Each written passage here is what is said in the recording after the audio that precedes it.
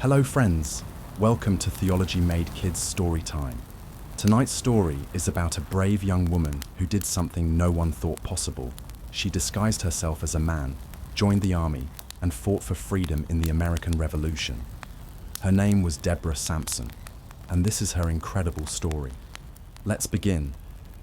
In the year 1760, a little girl named Deborah Sampson was born in Massachusetts. Her family was poor, and life was hard. When she was still very young, her parents sent her away to work as a servant in another family's home. Day after day, she scrubbed floors, milked cows, and worked in the fields. But at night, when the work was done, she would sit by the fire and listen to stories about great warriors, mighty battles, and the fight for freedom. And in her heart, she longed for adventure.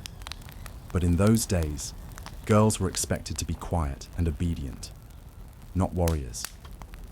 Still, Deborah had a spirit that would not be tamed, and soon she would prove that she was just as brave as any man. By the time Deborah was 18, America was at war. The American Revolution had begun, and men across the country were joining the army to fight against British rule. Deborah wanted to fight too, but women weren't allowed to be soldiers, so she came up with a bold plan.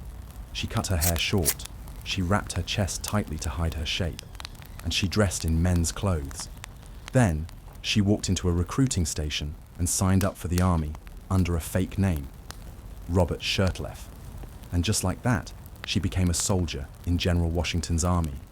For over a year, Deborah trained, marched, and fought alongside the men. She learned to fire a musket, swing a sword, and endure the hardships of war. She fought in fierce battles, standing her ground while bullets flew past her head. And in one terrible battle, she was shot in the leg. If the doctors examined her, they would discover her secret, and she would be sent home in disgrace. So Deborah did something unthinkable. She crawled away, found a quiet place, and with a knife and needle, she removed the bullet from her own leg. She stitched up the wound herself and went right back to being a soldier. No one suspected a thing. For almost 2 years, Deborah fought bravely, never revealing her secret. But one day, she fell seriously ill. A doctor examined her and discovered the truth. Robert Shirtleff was really a woman. Deborah was brought before her commander. She expected punishment, maybe even prison. But instead, she was honorably discharged and sent home. She was no longer a soldier, but she had proven that she was just as strong, just as brave, and just as capable as any man. After the war, Deborah did something no woman had ever done before. She put on a military uniform and traveled the country, telling her own story to crowds of people. She spoke about courage, freedom, and the power of determination. And because of her, people began to see women differently, not as weak, but as warriors in their own way. Years later, the government officially recognized her service, and she was awarded a military pension, something almost no woman had ever received.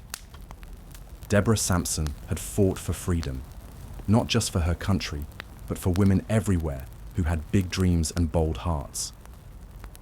Deborah Sampson's story reminds us that courage isn't about what people expect of you. It's about doing what's right, no matter the cost. She fought not for glory, but for something greater: freedom, justice, and a future where anyone could be brave. And just like Deborah, you can face your battles with faith, courage, and a heart that never gives up. Good night, little one. Sleep well, knowing that God gives strength to the bold and the brave.